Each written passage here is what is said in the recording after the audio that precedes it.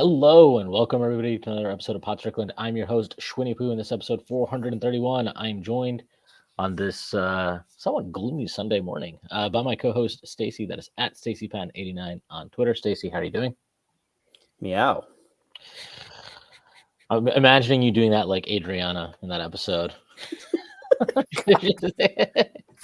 All right, we are joined also by you may know him from other shows such as Locked On Knicks, the co-host of Locked On Knicks. He's also the dictator-in-chief over at Strickland. His name is Alex Wolfe. Alex, how are you doing? I'm doing great. May I also add meow? I think feeling very cat-like today. We'll see if my cat comes and joins. Sometimes he jumps up on my lap during a podcast. So it would be very apt today, which is why he's not going to do it. But yeah, feeling good. Feeling good, energized. Second cup of coffee. Long weekend of cat news. Yeah, it's been good. Nice mug, Rick and Morty. Well, we're going to talk about one cat named Karl Anthony Towns. But before we do that, do have to make a few announcements. First, the Strickland has an Instagram. Check that out. That is at the Strickland on Instagram. We're posting all kinds of new content on there. The Strickland also has a YouTube channel where you may be watching this podcast. If you are and you have not done so already, please hit like, subscribe to the channel, leave us a comment. That'd be a huge help to us. The Strickland also has merchandise, which you can find on our website at www.strick.land. There's a link that'll take you to the merchandise store, and there's all kinds of cool stuff on there, like t-shirts, sweatshirts, hats, coffee mugs, water bottles, you name it. We've got it. Strickland also has a Patreon, which you can subscribe to. There are a number of different tiers. There's a $6 tier that gets you access to Strickland's podcast that I host every Friday with Prez. You also get access to Takes from Obvious Bozos, a podcast hosted by Andrew Steele, a.k.a. Doug, along with Zach Blatter. And you get access to the Strickland Discord, where the conversation never stops. It certainly has not stopped in the last 48 hours. There are further tiers. There's a $9 tier that gets you access to Strick and Roll, my solo pod where I rant and rave about the Knicks more. You also get access to wonderful premium articles by Max Miranda, one of the best in the business. And now you get access to Strictly NFL, a podcast that is hosted by Konstantin Metrikos and Desmond Novak, which, you guessed it, is about the NFL. There are further tiers. There's a $15 tier, $30 tier, $50 tier, and a $100 tier. This comes with a variety of additional benefits, like listening on pod recordings, merchandise discounts, and even potentially co-hosting a podcast alongside yours truly one day, whether you choose to subscribe or not. None of this would be possible without you. And none of this would be possible without BetOnline. BetOnline is the world's most trusted betting platform, your number one source for everything football. BetOnline has every stat, every matchup, and even live odds and spreads to bet on during the games. Think you know your stuff? Get in on our $200,000 mega contest and pick 5 games against the spread every week for your chance at weekly prizes and a share of $200,000. When the game is over, head on over to our online casino and get in on a game of blackjack or poker or unwind with one of our over 150 slot games. Head to the website today to get in on the action. BetOnline. The game starts here. Okay. Leon Rose has done it again. He has made a trade at a fucking completely bonkers time that nobody expected them to make a mega trade, seemingly out of nowhere. Although I think there was a lot of, in hindsight now, I think there were a lot of crumbs that were left throughout the summer where we maybe, I don't know, I'm not going to say we should have seen this coming, but probably shouldn't have been caught completely unaware by this. So the Knicks trade Dante DiVincenzo, Julius Randle, the completely now very, very important and significant asset that is the Detroit Pistons first round pick, protected through 2027, and apparently Keita Bates Diop, and then a bunch of other junk that they'll be signing and trading and dumping to Charlotte for something we don't know yet, for Karl Anthony Towns from the Minnesota Timberwolves. I will say, like, it's kind of weird. So when this, I like all the other trades the Knicks have made, the big ones, right? OG, Mikal Bridges. I had like very, very kind of like, holy shit. Like I was like very like off my shit, kind of reacting to it. And with this one, it was weird because it's like obviously a massive trade, but my reaction was just kind of like, I'm kind of like, yeah, I think this is fine. Like I don't have like a really strong reaction to it because I'm not sure. Like I don't really know how to feel about it, to be honest. Like I understand the logic. I think it gives you a higher offensive ceiling. I think you're taught. Well, we will get into like some of the stuff I really do like about the trade. I think you're really, really pushing like, yeah, how are you stopping Jalen Brunson in a 5-out offense? Like, I think you're optimizing your own personnel in a certain way. But I also think there's like risks. Like our center situation to me is better now because you have Cat, but there's still obviously the Mitch issue, which is that he's injured and seemingly will always be injured. And aside from that, you have Precious, and I think there's some like defensive stuff that you're gonna have to work through, and your wing depth isn't what it was. And ultimately, like this trade, like there's really no ifs, ands, or buts about it. This is the way they've operated in the last 12 to 18 months. This is a team that is telling us we are and we believe we're a championship contender. There's only one way to judge that team to me. Like, do you get to the finals? Like, do you get to the Eastern Conference Finals? Are you competitive at a level with Boston where that's a real series? And if you get to that level, you ultimately obviously have to come through, and hopefully we're celebrating a championship in whatever it is, 10 months from now. But that's the standard. That's it. So like I think I think that's kind of why I'm like very, I don't want to say, I'm like kind of, I don't know. I feel like almost detached talking about this trade. Like my friend texted me about this. She's like, holy shit, dude, what do you think? And I'm like, yeah, I think it's fine. And he's like, that's it. Like, that's your reaction. And I'm like, yeah, I just don't know what to say, because I'll tell you how I feel. Like, I need to see this team. I need to see what it looks like. And if we're in January and I'm like, I don't think we're a contender, then I think I would be like, yeah, I think we might have fucked it. But right now, I don't really have a strong take on it, because I do think there's a version of this team that's a contender. I just, I'm going to do the Bill Simmons thing. Can I see it?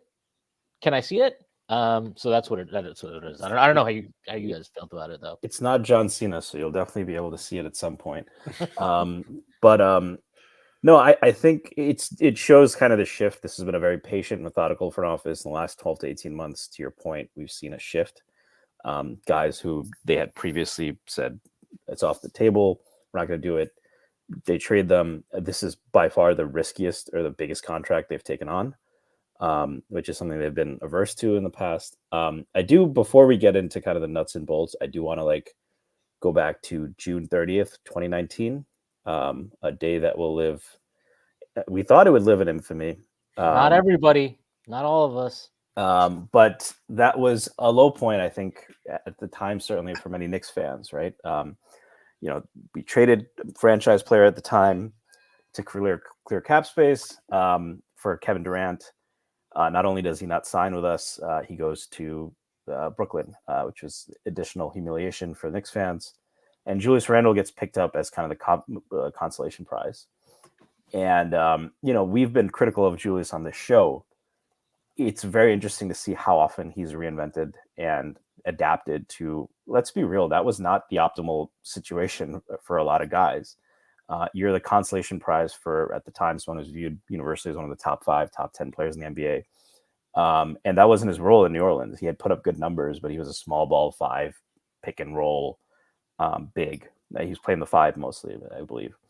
And then they asked him under David Fisdale, with your guards being Alonzo Trier, Alfred Payton, Frank Ntilikina, to like run the offense. And he struggled. And I think it got better with Mike Miller. I think you had called this out at the time, even Shwin, that things were trending well. But we all wanted to trade him for like Nicholas Batum in a couple of seconds. I think that summer, especially after we drafted Obi, comes back, has an all-star year, carries the Knicks to a 4 seed, which frankly, a lot of players, we happen to have, I think, another one who could have done that, but that's kind of luck. It's a very rare thing. We were all back on board. Struggles again. We all wanted to trade him again, and he reinvented himself. After the playoffs against Miami, we wanted to trade him again. Reinvented himself last year again. You see the kind of shot chart changes. It's just fascinating, right? Like he went to the, he really became a great mid-range and 3-point shooter that 1 year in COVID. He started to move away from that. Even the season he struggled, it just wasn't enough. Then you saw more of that donut chart. And then with a ton of threes in, the season they lost to Miami. And then last year, he's just, fuck it. Like, I can just, if I hustle down, get position early within 10 feet, it's a bucket, right? And he 2 days before, he had this event at the school where he's, obviously donated a lot, had the court named after him. So I do want to appreciate, one, and I think it matters that, like, if you look at around the league, a lot of the stars, there's always some kind of controversy for all these stars, right? Especially the ones that went to Brooklyn. And I'm not going to talk about any of his character like that, but I think it mattered that Julius was a really good guy in a franchise that has had its share of people that maybe didn't buy in. The biggest things we talked about at the time, he blew it up. He gave a thumbs down to the court once, and he yelled at Evan Fournier. Right? He was very well liked. So we can talk about the on-court stuff. I do think this is an on-court upgrade, and that speaks a lot to what I think about Cat as a player, or certainly his skill set. But I look back to June 30th, 2019. We might have made the best free agent signing that day. We didn't get the best player, but we signed a guy who stayed the longest, who we turned into another star. And we'll see how big that impact is, and who helped really build something. We won twice. He wasn't part of the second series win, but we won twice as many series as the Nets did with Kyrie and KD. So I will say that, it's been a roller coaster ride with Julius Randle. That can't be denied. But he was absolutely a big part of building, probably the most successful Knicks iteration this millennium. Not to be too dramatic, but and I think that's worth mentioning. We'll have plenty of time to talk about the on-court impact and what's going to happen. But I'll be rooting for the guy, and overall, Julius Randle, I think deserves his flowers for what he's given to this Knicks organization, and I hope he gets a big standing ovation when Minnesota comes here. Yeah, I mean, I'll just add to that. Also, before Brunson made headlines for leaving money on the table, Julius did do that first. After his career season where he gets second team All NBA, everybody's looking and saying, oh, next offseason he's going to cash out. He's going to get a huge contract, whatever. And then he just signs the extension right then and there. And, I think no matter what you think about him, it's been a value contract the entire time he's been with the Knicks, other than maybe the first season. I think it's been.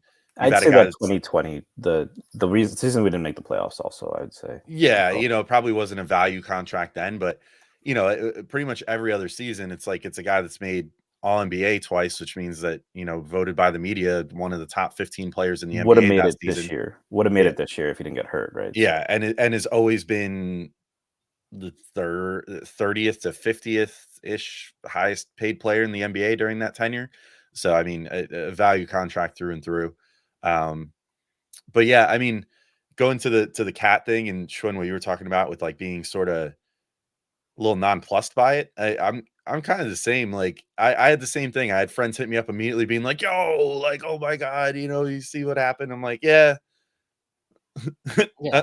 I'm a little cautiously optimistic. I don't know. I mean, I was really talking myself into, I mean, I've been probably one of the bigger Randall believers, I kind of think the last two postseasons, I think it's a little weird to judge what he did in the previous postseason because of that ankle injury. And we kind of just saw him hitting his stride in that game 4 or 5 or whichever game it was where he re-injured the ankle.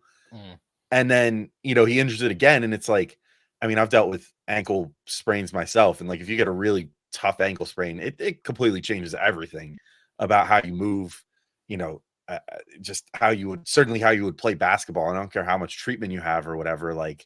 He then tried to come back in that Heat series on it and just did not look the same because you can't fix it just with some tape and a little Theragun or whatever. You know what I mean? It's not going to get better overnight. And he did get surgery after the season. And he got surgery, weeks after the season was over. It was let's go in there and reattach everything because things are looking a little rough in there. So I found it kind of hard to judge that playoffs. And then obviously he didn't play in this playoffs because of the injury from Jaime Jaquez, But that first postseason too, even that one I found a little hard to judge because you just look at the cast of characters now back then. And it was just Randall, and no wonder Atlanta was able to just scheme hey, let's just get the ball out of this guy's hands. And then nobody else could do anything on this team. They're bad straight up without him. And Derrick Rose was your second best player in that playoff series. And, I find his legacy to be a little complicated, but what you said, Stacy, it's undeniable. He elevated this team in a certain way. And so to get back to the feeling apathetic about it, I was thinking, okay, this is going to be a pretty big year. I was already starting to, kind of build in my head, especially with Tibbs's hand kind of being forced early in the season. I feel like we're going to go to small ball a lot. Like, I think this could be really valuable. This might unlock the new version of Randall that will make this like the best possible version of him and the best possible version of what this team can be with him. And then obviously, you move him in this trade, you move Dante in this trade, which I think, I don't know, maybe Dante was unhappy with the fact that he was going to be like the seventh man now or whatever, even though he was going to be playing with his best buds. Like I could understand that if he was a little bit like, hey, I just became, one of the best 3-point shooters in the entire NBA this season, and now you're telling me that I have to be the seventh man on a team. Like, that's kind of crazy. So maybe that played into it and why they were more willing to deal him, but you're losing an extremely valuable player there, like one of the best volume 3-point shooters in the entire NBA. Making Honestly, 12 like, mil a year. Yeah. yeah, for $12 million a year. And I mean, a guy that last year finished third behind only Steph and Luka in threes taken and threes made, which is insane. So, it's a little bittersweet that way, including that first round pick. Like, ever since the Knicks acquired those picks, I've been like, these are Mickey Mouse picks. Like, they're not really worth that much. I don't really feel like this Detroit one is going to convey, because I just don't see Tobias Harris turning a team that was the worst team in the NBA last year into anything other than like the slightly less bad team this year. It's just that I don't really buy it. Well, now that they paid Cade, that means that he's a superstar. So yeah, right. Because getting a ton of money has always made players that have been underperforming a little bit play better. So as we've seen consistently throughout the NBA. So, I felt like the return or the amount they gave up raised my eyebrows at first, being like, this seems like a lot for a guy who in Cat has some of the same concerns that you have with Julius Randle as far as fading in the playoffs or whatever. He does not have the most stellar playoff resume of any guy that they could potentially go after. But it's this team is obviously banking on the fact that Brunson will be the best co-star he's ever had. All apologies to Anthony Edwards. I think that Brunson just fits with him better as far as like positionally, being a guy that he can run pick and roll with more so than like an Edwards, who's more of just like a pure scorer. So you're going to have a really nice tandem there in theory. But I mean, Tibbs had this guy as a center previously, and it led to a pretty big fissure in, the team, because it seemed like Cat was not doing what Tibbs values as a center. And I don't know how much the last couple of years have changed that. He got to play with Gobert, and they sort of figured things out there and posted a top defense in the NBA. And that's great. But, now it seems like he's going to be relied on to be the center. And if the rumors about Mitch potentially being shopped are true too, unless the Knicks are bringing in another rim protecting type big that they can try to replicate that experiment with and have Cat at the 4 to start and potentially end games, then, we're going to need to see a good deal of growth from Cat there as a rim protector and as a guy that can anchor the defense, or you're just taking the biggest bet possible on your super elite perimeter defense, where you have two of probably the top, I don't know, 3 or 4 perimeter defenders in the entire NBA in your starting lineup, with OG and McHale. And then you could potentially elevate Deuce to the starting lineup, or even if you elevate Josh Hart to the starting lineup, that's another plus defender, and a really good rebounder. So that can help, deal with some of the concerns of moving on from like Isaiah Hartenstein and Mitchell Robinson. But yeah, it's gonna be an interesting situation. I'm very intrigued to see how things start developing, even just in preseason, early season with Tibbs and Cat, because I'm so curious to see how things are going to work there, considering Cat, by all accounts, was kind of the guy that got Tibbs fired, honestly, from Minnesota, or at least it seems that way from the outside looking in. So it's going to be intriguing to see how this all plays out early in the year. yeah. So there's a couple parts to this. You talked about the playoff thing. Cat does not. He is definitely a playoff dropper, but like, and I think people have kind of. And there are a lot of very interesting similarities to like the issues that Towns and Randall both have in terms of some of their processing and decision making. But this is worth mentioning. In the playoffs, Karl Anthony Towns, for his career, he's played 32 playoff games. He's got 47, 35, 82 and a half splits from the field. He has a 52.4 effective field goal percentage, and he has a 58.3 true shooting percentage. Julius Randle for the playoffs in his career, 15 games, 34, 34.4, 28.3, 75.6 splits. It's got a 40.2 EFG and a 46.2 true shooting percentage. Like, I think, and I agree with you, like, Karl-Anthony Towns definitely has, we all know, like, he's got, I mean, think about what he was as a prospect to like the way we talk about him now. He's got a lot to prove. But he is just like, his level of dropping in the playoffs is the type of dropping that is kind of normal for a lot of players. Whereas Randall's, and I understand the mitigating circumstances in a lot of ways. Although I will say, like, I understand the mitigating circumstances last year for sure where he's hurt. I think the Atlanta one where people are like, well, look at the team he had. I'm like, that's kind of bogus to me. Like, you're a star. Like, if you're a star, then it's fair to just be like, hey, that's an unacceptable performance. And like, you're supposed to be the guy who elevates and helps the lesser teammates kind of come along versus using that as an excuse for your own personal failures. I don't kill him for that because it's like, it's his first time in the playoffs, whatever, shit happens.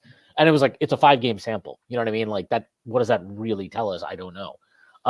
But yeah, like, I think it's like, there's a big difference there. I also want to say with this Randall thing, so after the trade goes down, Begley puts out a thing that, the Knicks had talked to Atlanta, Detroit, and Miami over the offseason about Julius Randle. One, that group of teams is very interesting in the sense of like, they all seem to have different agendas. So like, to me, that signals that like they checked in with a variety of different teams at bare minimum to gauge the interest in Randall, and whatever that interest was clearly was not significant enough to warrant them trading him. I would also guess that what they were trying to do is get shit to give to Minnesota to not have to send Dante in the trade. And that didn't happen. Like, they didn't get, I don't think they got what they were maybe looking for. I think like we've heard they have touched base with Atlanta on Capella in recent weeks. I think that's pretty interesting because Capella has an expiring contract, a big expiring contract this season. And if they were checking in with them, I wonder if it was like, hey, we would like this contract because this is what Minnesota wants. Minnesota wants a big expiring contract on top of assets and maybe a player or whatever. But it couldn't just be Capella, right? Maybe they were like, we want, like, hey, would you do Capella and who's the guy? James Johnson or whatever. What's his name? I can't think of his name right now. Jalen Johnson. Jalen Johnson. I knew it wasn't James Johnson. Jalen Johnson. And obviously Atlanta was like, probably like, no, fuck you. So I think they were like checking in with these teams. Like, I bet they called Detroit and they were like, hey, what do you think about like beef stew and X expiring salary or something? And I think Detroit was like, no. And we know that they had interest in beef stew and they had talked about beef stew. That had been reported previously. Miami had not been reported previously. I have no idea what they would have wanted. I know Duncan Robinson has a big expiring contract. I know they have some future picks they can deal. So maybe that was something that they were looking into. Jaquez, maybe. Yeah, maybe Jaquez. Whatever it was, to me, it sounds and it seems like, and again, looking back at how a lot of stuff was reported this offseason, the fact that, yeah, they had never had serious contract discussions with Julius. And maybe that's because they knew what he wanted and they were never interested in giving him that, which to me would have been like, hey, you gave OG Anunoby this massive contract. You give, whatever. Brunson got his max contract. I should get my max contract. And I don't think the Knicks had an interest in being like, hey, we'll give you 4 years, $181 million, because at the end of the day, like, we don't know what he is in the playoffs. And that's a pretty big risk to take for a guy that's 30. And to me, the market around the league is telling you the same things, where it's like, I don't think the consensus around the league is that Julius Randle is a worthless, bad player. I do think the consensus around the league is like, hey, we think Julius Randle's a good player, but we're not comfortable giving him what he wants. And for that reason, like, we can't give you value in future years or future assets to acquire this player and then pay him. And look, one of the other things that came out immediately after the trade from, I think, John Krasinski, I'm pretty sure that's how you pronounce his name, was that Minnesota was like, it was the financial flexibility they gained from this. I think it was him and Begley had this too. Was like appealing to them. On top of it was like, they really value Dante. We know they value Dante because they were in for him last summer. He talked about that publicly. And we also know, and then they made a big deal, a big hoopla over getting this Detroit first round pick, which up to today or up till that day was considered worthless every time anybody mentioned it. But now suddenly it's this great asset because the Knicks no longer have it. But like, to me, that's basically telling you what they valued from Julius. It's like, hey, you're a good player, and that's good for us because we're not trying to tank this year. But we also like that, like, you're probably going to opt out this offseason, or we're hoping you opt out this offseason because then we can pay Naz Reid. And we'll see. Like, I also find it, I think we did a pod a few weeks ago, earlier in the offseason when, like, CP had talked about the Knicks have interest in Towns, and that was something that was talked about for, like, I think probably like mid-July. And I think at that time, me and Stacy had talked about it in a pod where I was like, there's like a non-zero outcome here where Julius stays with the Knicks, plays really well in the regular season, stinks in the playoffs, and then there's no market, and so he has to opt in. Like, I think that's like also I think that's like a decent outcome to happen in Minnesota too. And I just think when you think about all of that information, it just tells you, like, Julius Randle, much like Brandon Ingram, two really good players, but they don't have the value that you would almost think they have because there's a discrepancy between, one, they're not clean fits with a lot of other kind of stars, right? And then two, there's a discrepancy between what they want, what they feel they've earned in terms of their next salary versus what the league is comfortable giving them. And, these are the ramifications, I believe, of the new CBA where, like, these kind of imperfect second star types are getting squeezed, and the league is like, we can't pay you the max. We can't just do like the past kind of common logic of like, well, we'll just pay you and figure it out later, right? For years, that was like the logic in the NBA. It was like, well, we'll just pay this guy and figure it out later. You're seeing this with Zach LaVine too, right? That was the logic when Chicago re-signed him. It was like, well, we'll pay him and then we'll figure it out later. And now it's or like even Cat, right? Yeah, or even Cat. Like Cat is definitely like that too. Although obviously they were able to get some value for him. And it's just like when you get to me, this is like a trade that is all about how the CBA has changed the league. And I think this trade really kind of shines the light on the Knicks did a good job of downplaying this Randall contract situation all summer. We don't know if there was any discord, like if they had any serious discussion with him behind the scenes, or if there was any kind of butting of heads behind the scenes. It didn't seem like it a couple of days ago when they showed up with Julius kind of, opening that school in Brooklyn. I don't know what that means, but I will say, given even after all that, like, I do feel really bad for Randall. Like, I feel really bad that we never got to see him have that chance, especially after the OG trade last year, to kind of rewrite his playoff resume. And I'm really sad that, like, we didn't get a chance to see that team in the playoffs because again, like I've talked about this many times, but the game he got hurt, that Miami game, I mean, I thought they had really figured shit out. I remember watching that game and I was just like, dude, I think I think this team can win the championship. Like, they're like, this is a Miami team that has kind of like always mucked it up with us. And we didn't just beat them. We were up 17 when he got hurt. Yeah. We took them to the woodshed in that game. And like, it was a beatdown. It was impressive. And I thought Julius was playing the best basketball of his career at that point. But that's the NBA for you. I did also want to just bring this up just because I think it's worth mentioning. Julius is an incredibly talented offensive player. There's no denying that. But in terms of just like their efficiency, I mean, Karl-Anthony Towns, for his career, he's a 62.3 true shooting guy. Julius Randle's 55.7. From three. 50, wow, that's lower than I thought. From three, Julius Randle is 33.3%. Karl-Anthony Towns is 39.8%. He's basically a 40% shooter. On volume. Yeah. And then effective field goal percentage, 50.9 for Julius, 57.6 for Karl-Anthony Towns. So, like, while I'm not, and I do think, like, there's an argument for Julius being better. I still kind of like him better individually in isolation.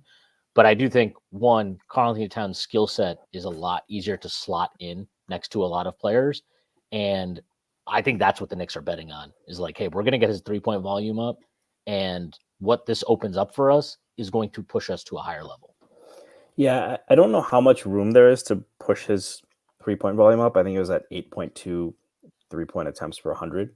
Those are rookie numbers. Well, even Porzingis, who takes a lot, I mean, that's his main role, was at, I think, something like 9. So there is some room, right? Brooke, I think, is in like to get over 10, even as a big, even if you're strictly a stretch big, which Cat is not, is tough. But I do think, to your point, they'll bump it up.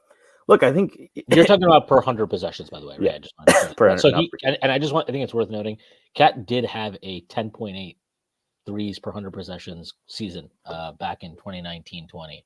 So I think it would not surprise me if the Knicks looked at that and they're like, yeah, we're gonna get you back up there, buddy. Yeah, it's especially given the offense. I mean, we talk about 5 out with Brunson. If Julius Randle was a 40% 3-point career shooter on that volume, would there have been any talks about trading him? Would his playoff performance have suffered that much? No. That's basically if you wanted to boil this down, we turn Julius Randle, who had one great season as a shooter, is willing to take them, does get guarded out there. He's not a fake shooter. But for his career, below average 3-point shooter. We turned that into, Cat called himself the greatest big man shooter of all time. Probably disrespectful to a guy like Dirk Nowitzki, but that's not crazy. What he's doing hasn't really been seen. Jokic is a great shooter and can get it off balance and those kind of things. But if you just told me that, that's a big upgrade. That's without considering the fact that as good as Julius is in the mid-range and close to the hoop, Cat is great too. Prez mentioned this in the Strickland, 47 and 51% on floaters and hooks. That is really good. And you talk about, that's not the shot you work for. And, in the analytics there, it's like, well, 47% on a 2, you should get a layup. But those are shots you need. Those are shots the Knicks have prioritized. That's a big part of the appeal of Brunson, right? He can get those floaters. And the defense is going to react to that, and that opens up other things. You talk about defense, which is a shortcoming. But again, if we said Julius Randle was 2 inches taller, and you'd probably figure, you'd probably be a little bit, you'd probably have been a lot happier with that fit, right? Especially since we are gonna when we were talking about the season, and Alex, I definitely echo a lot of the things where I was like, well, this is it, we're going for it. I was like, this is why I was like very kind of apprehensive about Hart being in that small ball lineup with Randle. It's because Randle isn't it's not 5 out the same way, right? You have a spacing 5 in Randle, I guess, but he's not a great shooter. Now you really have that when you go to that, right? You can really, to me, that makes Hart that makes me a lot more comfortable playing Hart in that 5 out lineup with Cat, because that's a real shooter. And so you can have another guy who maybe isn't a volume 3-point shooter or that good at shooting. But has the obviously inside the arc and the rebounding thing. I mean, I think Hart's offensive rebounds when he plays with Cat the 5 are going to be pretty wild, because if there's no big there, Hart is going to eat on the offensive glass. We've seen him do that with a big in there. But that it's, to me, I asked this yesterday, there aren't really many things that Julius Randle does better than Cat on a basketball court. Neither is a very good defender, but Cat has played the 5, and if you look at his rim percentage numbers, they're basically in line with what's expected for most of his career in the playoffs. He's not Enes Kanter. He's probably better than a guy like Vucevic, and I'm going to get back to that in a second. But he's also not someone who's a really strong rim deterrent. That's why you add 2 strong defensive wings. But you just look at it like, in terms of passing, people have mentioned, well, Randle has more assists, a better playmaker. Cat is a pretty talented passer outside of the post and has a little bit more versatility. On the Hot Hand Theory pod, which I recommend people listen to, Jeff, who's been on here a lot, is on there, and XJ. And XJ made the point on that pod that in terms of passing versatility on B-Ball Index and passing effectiveness, Cat actually outshines Randle by a lot. And you can see it on tape, right? He's throwing much more creative passes. I don't see the tendency to leave his feet as much. I do think on drives, when it's a live dribble pass, that's where Randle probably has him beat. Because Randle's a better ball handler. But to me, it's a pretty clear-cut upgrade if you're just going from Randall to Cat. Even if you leave it, even if it's just he's playing the 4 full time, that's a pretty significant upgrade. And if you look at the trade in totality, we're shifting minutes now from what would have been definitely pre-injury Jericho Sims and Precious to Cat, as well as Randall's minutes to Cat. Right, I think he's better than all those 3 players. And then on the other side, you're now shifting some minutes from Dante DiVincenzo to a combination of Deuce and Hart and probably Cameron Payne. I think Dante is the best player out of that group. That downgrade isn't as significant to me as the upgrade of even Randall to Cat, substituting those minutes. They are going to be a little bit thin to begin the season. But you look at the playoffs, and people are talking about the bench. Your 6th man is Josh Hart in the playoffs, right? Assuming the starting lineup is Cat at the 4, Mitch at the 5, Mikal, OG, Brunson, you're substituting now. Your 6th man is Josh Hart, very effective 6th man who can start and play 30, 40 minutes, whatever you need him to do. 7th man is Deuce McBride, who's 40% 3-point shooter in the playoffs, really played well, especially in that 2-guard position, where he'll be afforded, I think, more minutes there. And then your 8th man is Precious, who I'm really high on. I actually kind of like the fit with Precious playing next to Cat on that bench. And that's the other thing, right? Like, we were worried, I think, can Randall carry the bench unit? Because one of the biggest problems for the Knicks was Brunson goes to the bench and the offense dies. I'm a little bit more comfortable with that because I think Cat and his ability he can run that DHO at 28 feet with Deuce, and there's so many options, even if Deuce is limited as a playmaker. With Hart too, right? So you've solved those problems. I think that could make this really a home run, even if Cat doesn't improve as a rim protector, even if there are some turnover issues. I think that's a big difference. And the last thing I'll say is this: if you look at Indiana is a weird series because of all the injuries. Like when we lost to Atlanta, that was very clearly like, all right, the Knicks got the 4 seed, but they're not ready to compete. Right? This is a roster with a lot of holes. We lost to Miami, and it was like you can start to see it. They have a true superstar, but there's still, you're playing RJ, Hart, and Randall together. From that lineup now, they have substituted for RJ. They've brought in, you can say they brought in OG over RJ. Hart will still play, but they brought in Mikal over Hart.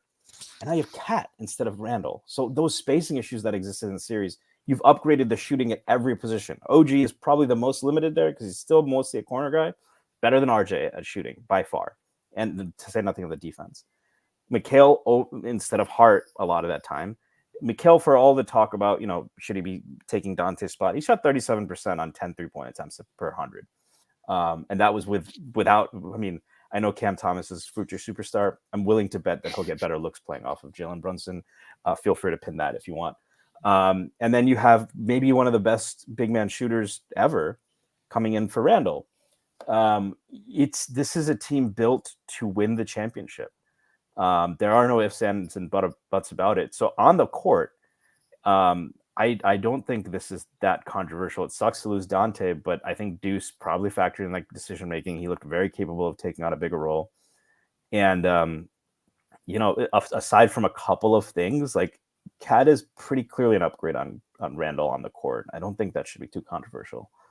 Yeah, I think another thing too, in addition to what you were just saying, I think with the whole bench discussion, conundrum, whatever too, it's not being talked about enough that if you just need like a bench shepherd, someone to carry your bench unit and be like the starter that sticks around and kind of, sees them through and is the last starter to get subbed out eventually and, all that stuff.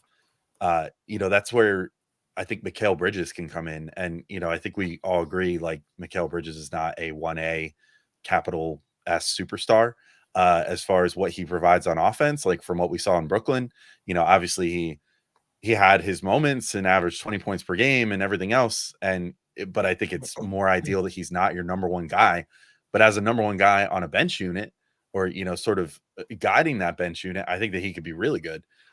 So from that perspective, I think, it's definitely worth exploring that as well. Have him be the guy that kind of works with the bench unit, provides that defense and then the offense on the other end. And then, allow Cat and Brunson to basically just play together for the most part and have them be the combo that you lean on.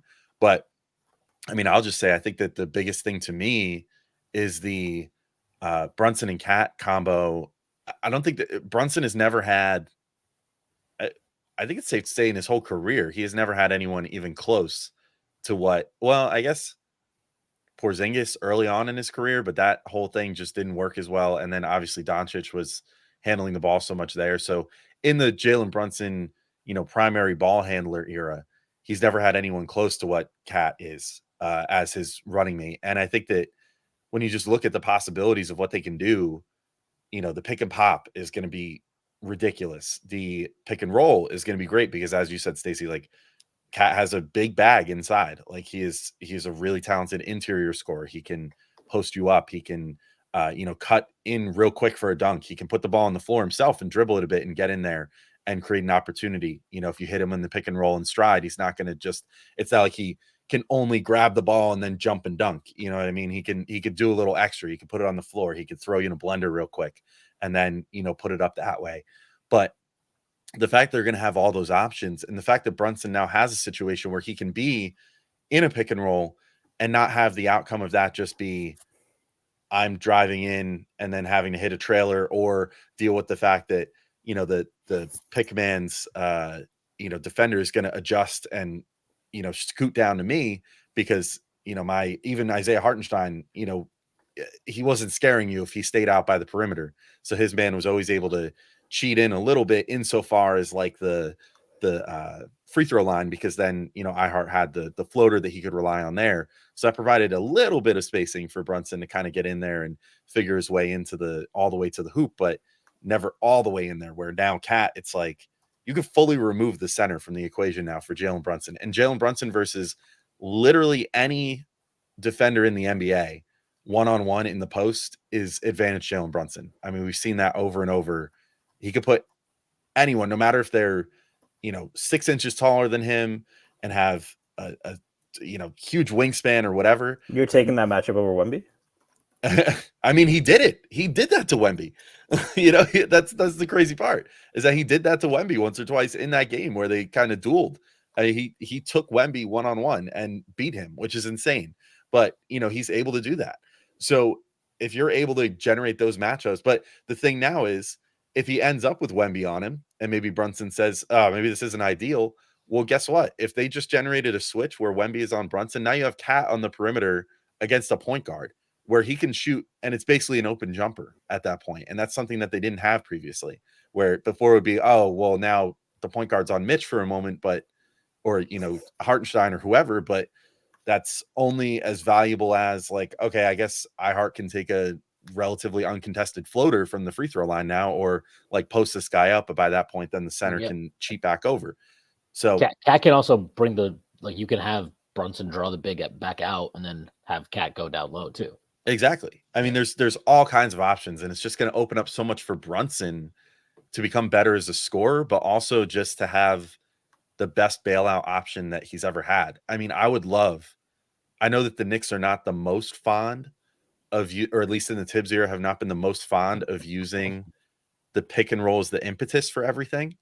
But I feel like most possessions now should start with a Brunson and Cat pick and roll, and then just let everything else fall into place after that. To say nothing of, again, you have this guy, Mikal Bridges, that you gave up everything you gave up for, that is, I mean, as a third scoring option behind those two guys, is maybe one of the best third options in the entire NBA. And, I think maybe you look at okay, Boston, I guess would you consider KP the third option there? If that's the case, then sure. Maybe that's who you're competing with now, though, as far as your offensive versatility. Bradley Beal. Yeah, definitely. Actually, to your point, and I can't believe I'm actually going to cite this guy because most of his takes about everything are terrible. But Doug Gottlieb, he tweeted out yesterday. I actually, the funniest thing about this, I didn't know if this was like, if he was saying this as this is a really cool thing, or if he was saying it like, wow, the Knicks are dumb. He just tweeted this out. It was the Knicks' best post player is their point guard, and their best 3-point shooter is their center.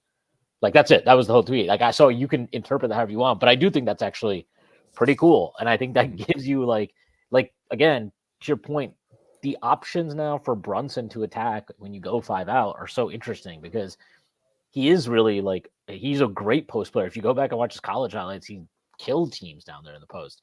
But we just haven't had the opportunity to see that in the NBA because it's usually pretty hard to post a guard, right? You don't see that for a lot of guards. But now you do have a 5 out look. Like this is an option. Like you have this option. This is actually a thing that you can do. And you know, it's about opening up possibilities. And you know, look, I don't fully agree with it, but I think it's fair for people to argue like the Knicks paid a premium to get this done by giving up Dante and giving up, you know, whatever we think about that first round pick. Personally, I always thought like it's likely that it conveys at some point as a first, but it's possible it doesn't. But whatever. If you think that like that's paying a premium, that's fine. I think that's like I don't even want to argue that because I don't think it's necessarily wrong, and that kind of misses the point. But if we just accept that at face value, the Knicks paid a premium. You paid a premium, and the reason you like assuming you know they're logical people, this and we should believe this front office is logical. The reason you paid the premium is because you believe that what Cat brings to the table opens up all these possibilities and optimizes your rotation and optimizes various players.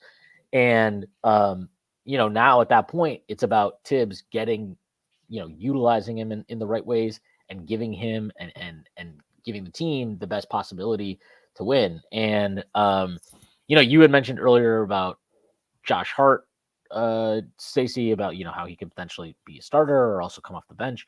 I don't know if you guys saw, but you must have heard it because you said you listened to the pod. But I thought the argument that Jeff laid out for why Deuce should start was actually really really good. And you know, he gets a lot of crap for being like a Josh Hart hater, and like This is before Mitch would come back, right? This is with Mitch out, I think. Yeah. And Jeff gets a lot of shit for being a Josh Hart hater, and he will deny it he's blue in his face. Look, we all hate our players a little bit. And maybe he is. I'm sure it's all rooted in logic, but you know, look, the argument he laid out was basically like, hey, like you get more value out of the full team. You get to see more versatile looks, and Josh Hart's still going to play 30 minutes plus. He can still close games. Like so. I mean, personally, I actually agree with that. I highly doubt Tibbs will go that way, but like, you know, I also rejected it. People like, oh, that's way too small a backcourt. Well, were you saying that when the fucking starting backcourt was going to be when it was Brunson and Dante? You know, like it's not like Dante's some huge fucking shooting guard or something. He's pretty small for a shooting guard. His standing reach is probably at best the same as. It's worse than Dante, or it's worse than Deuce's. He's got a worse standing reach than Deuce. So, and his wingspan is lower as well. So, like, I think like it gives you the option, right? So you're spreading the floor out better than you would if Josh Hart is starting. It helps you spread out your wings because you only have 3 wings right now, unless Pacome Dadier comes in and kills training camp, which that would be awesome. I'm not banking on it, but that would be awesome. But like right now, you have 3 wings, right? You have OG, you have Mikal, and you have Josh Hart. And so like spreading them out versus putting them all together in the starting lineup makes a lot of sense. And you know, I also like I've seen a lot of people like worry like, well, is Cat going to play the 5 or is Tibbs going to have him as a 4? Like the reality is he's going to play both. He's going. I think he's probably going to start a big lineup because most teams. This is not just Tibbs, by the way. Most teams start the game with a traditional center on the floor. That's most teams. This is not like a Tibbs specific thing. That's just how it is. And you wouldn't consider Cat a traditional center. I think Cat is. He's his own thing. Like he's a 4 who can play the 5 and as a 5 who can play the 4. Like I don't really know what that is, but he is a 4-5 tweener, whatever. But like I think it's fine if your starting lineup is, and I this is what I believe the starting lineup is going to be to start the season. I think it will be Brunson, Mikal, OG, Cat, Precious, and then I think you will have Deuce, Hart, and unfortunately Sims off the bench. You'll probably get some Sims minutes. We should not, but and you're going to get Campaign. Campaign is going to play, and that signing now seems maybe a little bit more worthwhile because of the trade that we have made now. That opens up minutes for him. It potentially opens up minutes for Tyler Kolek if he comes in and plays really well. And again, Pacome Dadier, like the rotation is thinned out. If Dadier is playing well in training camp and plays well in preseason, he might get a shot here. And honestly, when we have injuries or guys arrested or whatever, he's going to play a little bit. He's going to have an opportunity just because we have to. Marcus Morris, I expect him to be back. By the way, I know him and Chuma Okeke were waived yesterday. I think that is about completing this trade, the mechanics of it, and then I expect both of them to be back at some point very soon. So like the point is, like, I don't know. With Cat, I think, one, he can play both spots, but I do like the idea of starting Deuce if you play Cat at the 5. If you start Cat at the 5, I'm just not expecting Tibbs to start Cat at the 5. I think he will use that lineup with Cat at the 5. He did it in Minnesota. He did use Cat at the 5. Not all the time. He actually used Todd Gibson as a 5 there, and then Cat was the 4 in a lot of lineups. But so you're saying Taj will be the 15th person on the roster? Yes, correct. We're going to trade for him from Charlotte in this deal. He's in Charlotte? Yeah, he signed. I thought he was. Oh, okay. No. But yeah, like I think there's a lot of versatility and options. And while your rotation is thinned out for sure, all these guys, save Jalen Brunson, really can play multiple positions, right? Deuce can play the point or he can play at the 2. Josh Hart can play basketball. OG Anunoby, 3, 4, even 5 sometimes. Mikal Bridges, 2, 3, 4 in certain matchups. Cat, 4 or 5. Precious, 5, some 4 if you're really desperate. Please don't be that desperate. Like you have a lot of guys. So that's your 7 guys right there, right? And then we'll see where Mitch is whenever he comes back. Mitch and Brunson would be the 2 guys that can't really do anything but what they do.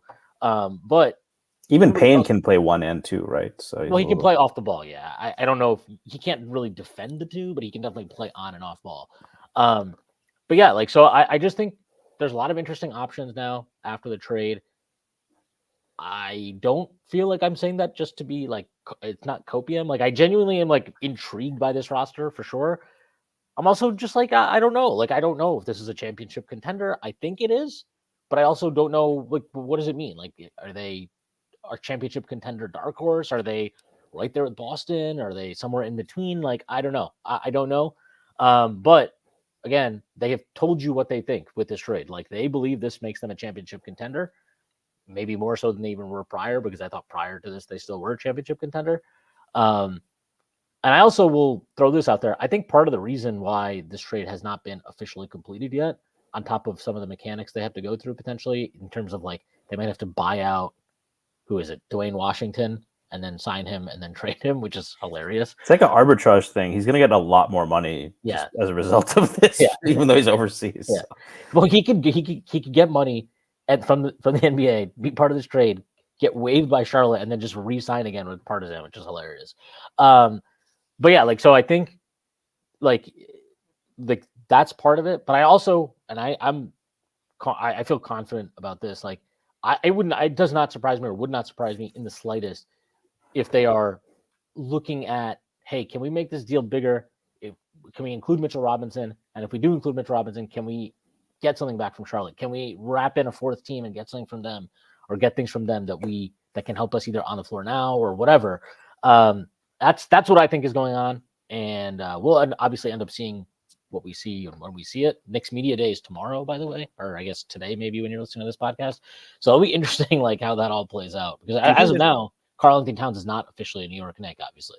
Do you think there's any way they get Grant Williams out of? Because that's what I look at as the major depth area for the Knicks. I'm actually not as worried about the 5 position, provided Mitch is healthy, big provided. But I've been high on Precious all off season. I think that guy has shown, like, if you look in the playoffs, his if you look at regular season, he had, I think, 58% allowed at the rim versus 63 or 64 expected. So that's a modest improvement. Doesn't make him a great rim protector, but it shows that he's there.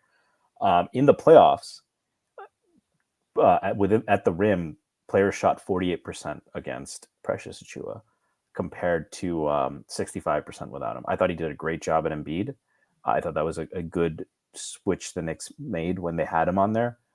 I think, but I think that's more than that. I think I worry a little bit more about the wing depth, because you're relying on multiple. Hart actually had a really good bill of health into the playoffs last year, but that is a player who's had injury issues in the past. We know about OG. Bridges has been very healthy, but another 3-4, I think would be really helpful there. So I'm curious if you think they could get Grant Williams, who I'm sure we've called the loser on this pod, but I definitely he is would a welcome. loser. I would definitely welcome on this team, though.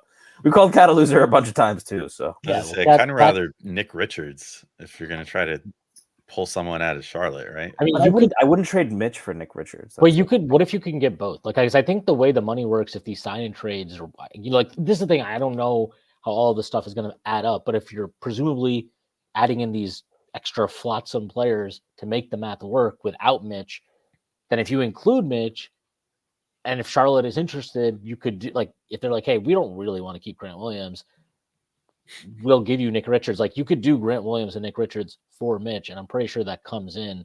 And I think the Knicks would have to include one of the other guys.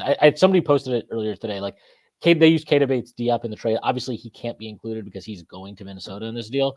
But another minimum guy potentially on the roster. And maybe this is something. I hope it isn't Payne because they can't trade Payne right now anyway. So I would guess that like maybe this is something where you talk about it with Charlotte now, and it gets revisited later in the season potentially. But I do think they're at least kicking the tires right now to see what else can be wrapped into this trade in terms of a Mitchell Robinson trade. And to be quite honest, I think it's worth saying, like, I don't know what the fuck is going on with Mitch with his social. Like, I know in general he's weird on social media and kind of immature, but some of the stuff he's been posting after the trade are like very obnoxious and kind of shitty to his ex-teammates now in Julius Randle and Dante DiVincenzo. Wait, what was shitty about? He's put up like the last man standing, like like all that shit, like, oh, I'm the last one, I'm the realest one, blah blah blah. And then the stuff about like you're all gonna hate me now or some shit, or it's like he's just being. What are you even talking? Yeah, like what are you even talking about? Why would we all hate you for this? You lost. You cost us a game. We didn't hate you after that. So, I mean, we cost us clinching the series. So at home, still haven't clinched the series at home. And I was at that game. I could have seen the Garden clinch a series, and I had to go home and watch on TV. I guess the moral of the story is Stacy shouldn't be allowed. How could they do this to me, Alex? I got a free ticket. I'm entitled to watch that Snapchat was directed directly at you, or an IG story or whatever the fuck he did. Yeah, that was directed directly at you. He's like, you hate me now, don't you? Yeah. But it's just like, it's just stupid. Like, I don't know. I just think it's worth noting. And I know he's always been kind of immature on social, but I don't know. Something about that just really rubs me the wrong way. I don't like it. Even if I don't think him and Julius were best friends, but like, who cares, dude? I don't see Julius crashing out on Twitter. I'm sure Julius Randle is not fucking thrilled right now to be traded to Minnesota. You know what I mean? Like, he even responded more maturely than Cat did. Cat put that ellipsis thing. That's not necessarily like, I mean, that is very acceptable, right? But I'm sure Randall is going to do what he does, right? He's going to put a post. People got up in arms because his wife posted a picture of him in the Minnesota jersey. Why is that an issue? Yeah, exactly. That's people are so stupid, bro. I hate what like sports discourse has become, because you either get people, everything on like Twitter or whatever is a broad strokes thing, but it's either you have idiots that are like so homery that anything that is like, oh, like, why are you putting up a picture of you in a Minnesota? Why is your wife putting up a picture of you in your Minnesota jersey before you've thanked us? The fans that like half of us shit on you your whole time here. Why are you not thanking us? And like, whatever. And then the other half is just like stan people. Like, all I've seen the last couple of days is just all these stupid ass Muse accounts being like, oh, my life is over. Julius Randle's traded from the Knicks. I don't know what to do now.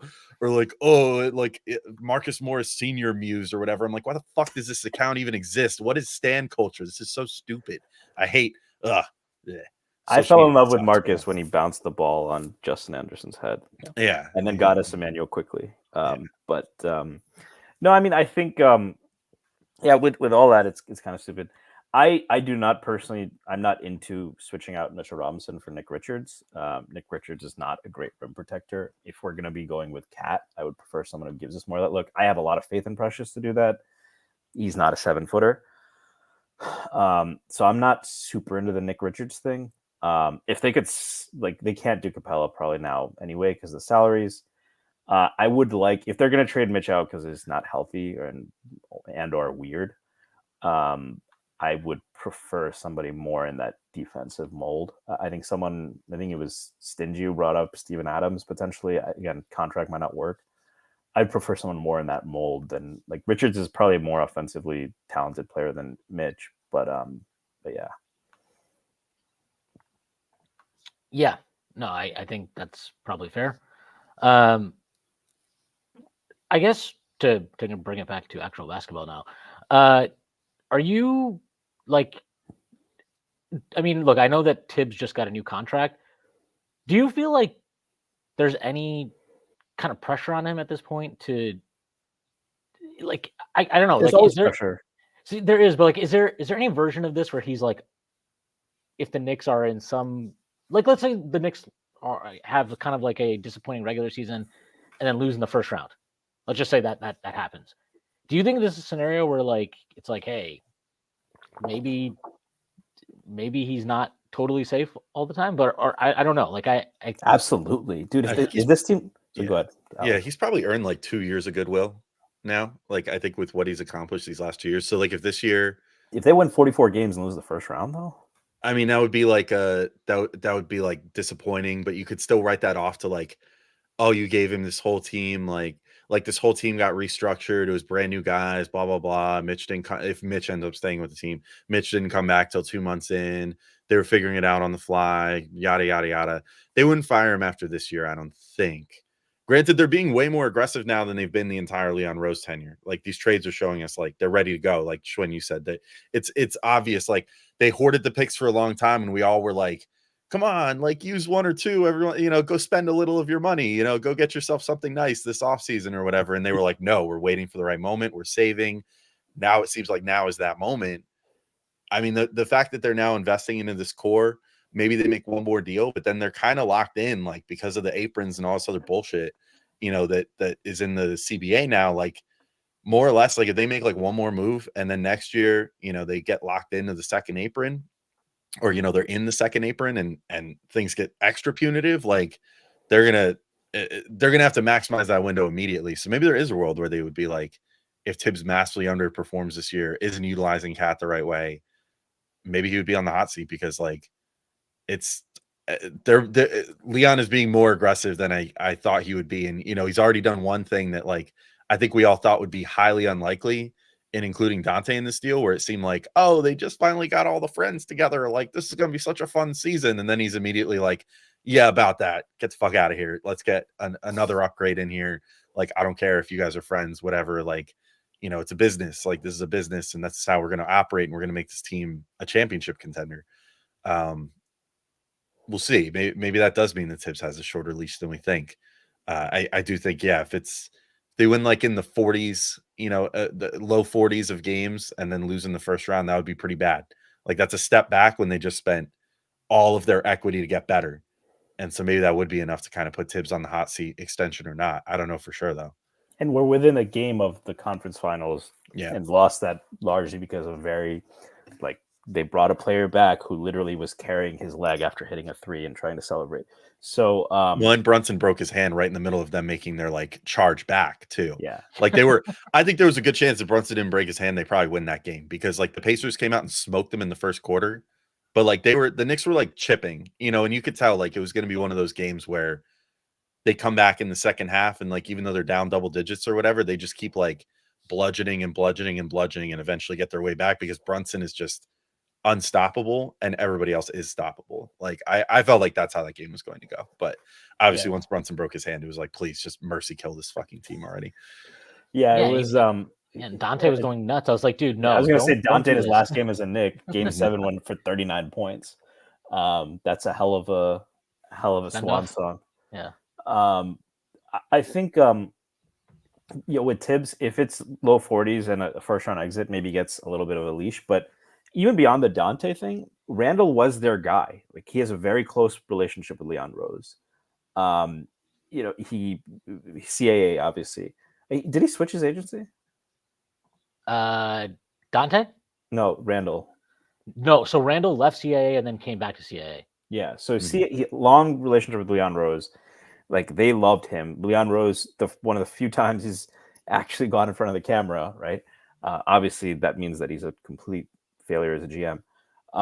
He did the interview with Alan Hahn. That was after Randall's really tough 21-22 season where everybody wanted to trade him. He went to bat for him, believed in him. So I think, to me, to getting back to the point, Alex, I think that to me speaks even more than the Dante trade. It means that like loyalty only goes so far when you're trying to win. That's been the thing with Tibbs, right? People. I think there are a lot of people that said he'll never trade Randall. He's CAA, close relationship with Bros. That's not going to happen. Clearly, Rose was like kind of, I mean, not his agent, but he was obviously had a relationship with him, and West was obviously very, very close with Julius. yeah, and they still traded him. Right. That to me speaks something to Tibbs as well. That they like Tibbs. He's done a lot for this franchise, and he has a close relationship with Leon Rose. That doesn't make you safe right now. The stakes are high.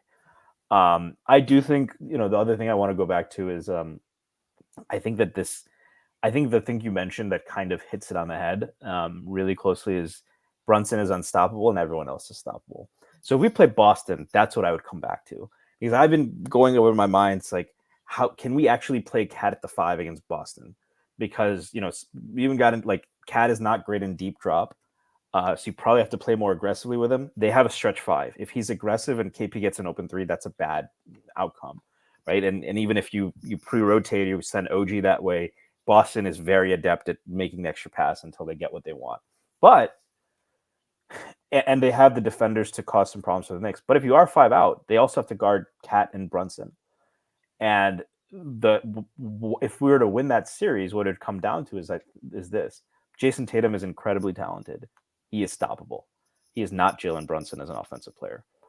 And if it comes down to both teams are giving something up on defense, both teams have talented players on defense, both teams are giving something up, both have talented personnel on offense.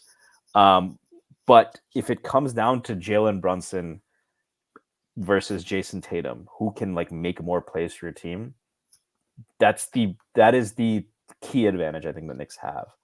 And what they would have had, maybe if they were at full health against Indiana. So, or at least had Brunson healthy for that fourth quarter. Yeah. So I want to stay with some of this stuff. Like we've talked about, obviously, from this all over the Knicks angle. For Minnesota, like I wouldn't say I'd be furious if I was a fan, but I'd be pretty concerned because all the reporting about this trade makes me think like, yeah, they like Dante, but this trade was primarily done as kind of a view to give them save luxury tax effectively in the future. And kind of hopefully Randall doesn't opt in and then they can pay Naz Reid and stay, as a first apron team as they are currently. I just have a tough time, like whatever your issues are with Cat, and I'm sure Wolves fans have plenty of issues with Cat, considering they've had him forever. And while he's been a really good player, he hasn't been what you thought he was going to be. It's just like I don't know how to feel about it, where it's like this isn't bad stuff, but it's also like it's almost like, are we really interested? Are we talking about pushing the ceiling of this team, or are we talking about let's stay good at the expense of potentially being the best possible version of this team that we can be? And also, like, we have Anthony Edwards, who is ascending as a player. We just made the Western Conference Finals for the second time in our franchise's history. Is this really like a move that keeps us competitive in the West, or have we hurt our ceiling? And I think I think they have hurt their ceiling as a team. I think so too. I mean, I think there's also something to be said. If they're not as good this year, swapping out, Randall and Dante for Cat, like Anthony Edwards is not a quiet individual. Like they don't really have the right superstar to be messing around with potentially taking a step back here. I don't think, I think that Edwards is so vocal and kind of a wild man, if I'm being honest. Like, as far as superstars go, I know everybody loves that about him, and Wolves fans love it, that he's doing the DX crotch chops and shit, during games and whatever, and is like super outspoken and funny and everything else. But Movie star, right? Movie star, creator of Stacey Patton's highest performing tweet ever. Like he's a he's kind of a wild dude. Like, if they end up, if this kind of goes sideways and, the Randall experiment doesn't work out and then Randall leaves and they're left with nothing and they're kind of just like left sitting there saying, okay, well, we have Dante DiVincenzo for a couple more years and we have it still would have no financial flexibility really to get that much better. They'd have like the MLE or whatever, but they're still paying Edwards and Gobert like almost 50 million each. And Rudy's what, 31, 32 now? What's that? Gobert's what, 31, 32? 33, I think, right? Yeah, he's old. He's going to be 33 this year. So, I mean, by next year, he'll be 34 years old, making damn near 50 million a year. You'll have Edwards making 45. You have Jaden McDaniels making 25. And then Naz Reid, you have to pay him next summer. So just between those four, you're probably at the salary cap already. And that's if you let Julius walk. If you let Julius walk. Yeah. Which is also, if you traded Cat to get nothing back in return, that's pretty damning, right? Well, it's just Dante, right? At that point, Yeah, Dante and the Detroit pick. Dante and the Detroit. Yeah. Which it's like, then if Julius walks and goes to wherever Julius ends up going to, which that's another thing. I mean, I guess. What is the market? What is this contract going to be? Who really can benefit from? I actually kind of like him in OKC or I just can't see OKC doing it. I could see like a Charlotte just giving him a big bag and being like, come here, play with, our core or whatever. Let's see if we can like make the playoffs. Have him be like the modern day version of Al Jefferson. You know what I mean? I wonder. I like San Antonio too. Just I like him with a stretch five, but San Antonio would be a pretty great fit for him, to be honest. Like, and maybe has he ever played for Pop? And like he never did international play, right? Randall? No, he never played internationally. So I don't know if there's like a relationship there, but I could see Pop looking at him and saying, "This is a guy that I feel like I could get the best out of." Turn into Boris Diaw on steroids, maybe, right? So yeah, exactly. Yeah. So I mean, there will be homes for him. I think he maybe won't get mega paid, but Minnesota might be looking at that and saying, "Well, we're cheap. We don't want to pay the luxury tax, so we're not going to." And if that's the case, then it's basically just going to be pay Naz Reid and that's it. That's like your whole thing, and then just let Julius walk. And if that's the case, like Anthony Edwards sooner than later, I mean, then we might start hearing Anthony Edwards, Knicks rumors at that point, because I feel like. Do you think that was the grand plan? Send Randall there to be like a double agent, piss off Ant, get him to demand a trade to the Knicks? Eventually get Edwards to the Knicks. I mean, I don't know. The Knicks have always seemed like one of the teams that would make the most sense to me for an Edwards destination if he ever asks out, because he's just got that sort of large personality. That or one of the LA teams or something. Like he seems like he's destined for a big market eventually. One thing I would say about that is,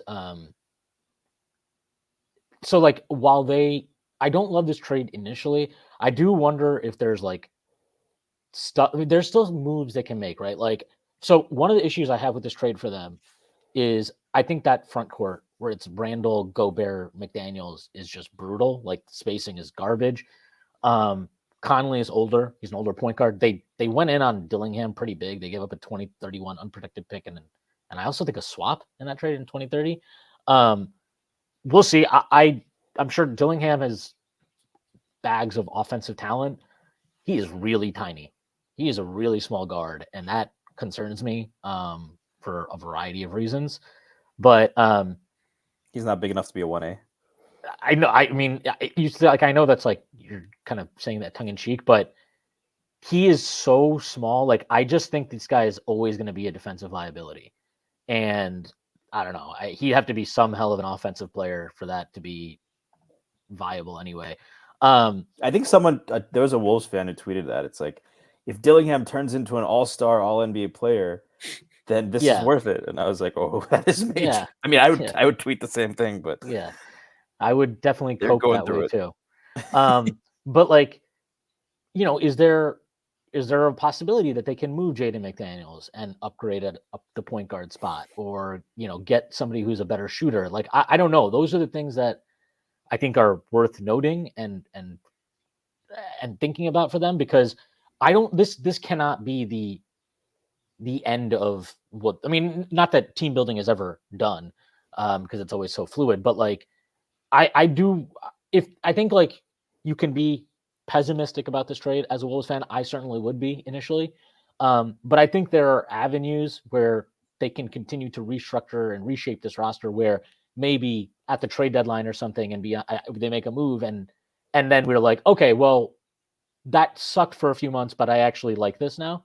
That's worth considering for them, because I do think, like, as things stand though, because it's just like, again, it's like, as things stand, I'm just like, I don't get like what this deal did for you, and it just kind of makes you worse offensively.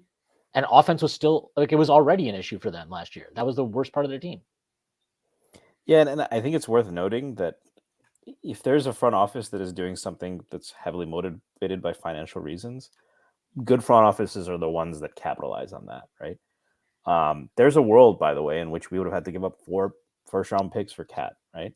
We didn't have to do that. We traded a player who it seemed likelier and likelier wasn't going to be in the long-term plans. I will also say this: I believe in Cat's game aging a little bit better than Julius. Like, we have him for 4 Yes. years. He won't be worth that contract, but this is not a guy who relies on extreme quickness. Like, the shooting is not going away. He relies a lot on craft. I think that's something to look at. So I don't love this trade for Minnesota. I think people have mentioned, if you get, do you just start Ant and just go Ant, Dante, McDaniels? Do you go Conley, Ant, Dante? That's small. And the latter and the former, it's also small, and you're relying on Anthony Edwards to develop point guard skills, which, by the way, I think that people have talked about, well, this Brunson necessarily accentuate Randall. He's more of a scoring point guard. Get ready. I don't love that fit with Ant. Ant is a good passer. He's not a point guard like that. In the way that Brunson kind of, even when he's going to score, sets the table for everyone. I do want to talk a little bit about Cat, and just, he's had a very interesting career. Number 1 pick, obviously. One rookie of the year. Like, I thought KP would win it in a lot of years, but Cat was just that good. It reminded me a little bit of Wemby and Chet in that sense. I think Cat averaged 17 and 10 as a rookie, showed very strong potential as a shooter, good potential as a defender. And then I remember, like, his second year, he really blew up. He averaged 25 a game. And I remember around that time, this was nearly a decade ago, Anthony Davis was like the next guy, right, at that time. Like, any of those surveys, it was always, who would you want, if you could start a franchise from scratch, who do you want to build around? All the GMs were saying Anthony Davis. That changed to Cat at one point when he was like 22, 23. And like, the advanced stats loved him even beyond that. His BPM 4.7, 5.1, 6.0. He put up a 7.8 BPM season, which is like the lower range of LeBron. That is in LeBron territory. As a comparison, Brunson last year had a MVP type season. It was 5.8 BPM. So this is a guy advanced stats have loved, partly because of his skill set, and partly just because this is a guy who's put up numbers. That has come down, and he didn't quite hit his defensive potential. Besides the 3-point shooting, didn't add too much to his offensive game. As someone who's been critical of Cat, Shwin, it seems, one, that it's a weird career, just because it was a guy who was thought to be at one point maybe a generational player. Now has been, a good second star for sure, but didn't reach that promise. Is there untapped potential maybe? And also, we got to talk about what went down with Tibbs and what might be different this time. So I don't think there's untapped potential. Like, he's 28 years old at this point. At this point, like, the player he is likely the player he is. Any future development is extreme outlier, very, very rare stuff. But what I think is worth talking about as far as that is not that there's untapped potential with him as a player. This is pretty much, I don't even think it's close. Like, this is pretty clearly the best offensive group he's ever been a part of. This is the team that gives the best opportunity for his skill set to yield the most value at the highest level, because he's never played with an offensive creator close to Jalen Brunson, as far as I'm concerned. I know he played with Butler for 1 year. No, give me a fucking break, dude. Ant is not even he's not playing the same fucking sport as Jalen Brunson right now. I know he played with Jimmy Butler for 1 year. I don't think Jimmy Butler was as good of an offensive creator as Brunson is now. He has really, really good spacing on this team, obviously. He has better spacing than he's had in his career, you know, in terms of not just the quality of shooters, but the volume of shooting that he has around him. And combine all this with, you have two wings in OG Anunoby and Mikal Bridges, who in large part, in theory, we should be confident that they can help cover for some of his defensive issues, especially when he's playing at the 5. So with all of that, and also like, look, we'll see where Mitch is, if Mitch is still here or whatever. But if they have a defensive big of that caliber, like that gives you an option there too. Like it worked well with Gobert, better than I he's thought it would. And right. Gobert is a similar player to Mitch, right? So right, he's protected in big lineups too, as well. So like that is pretty encouraging stuff. And again, the fact that he doesn't have to do a lot of creation is very, very encouraging. And potentially, and I'd look like, ultimately, again, the Knicks made this trade because they believe in what he can bring to the table, and assuming, or presumably, that's also in large, like, you know, what he can do as a decisive player at the highest levels of basketball. So, you know, I don't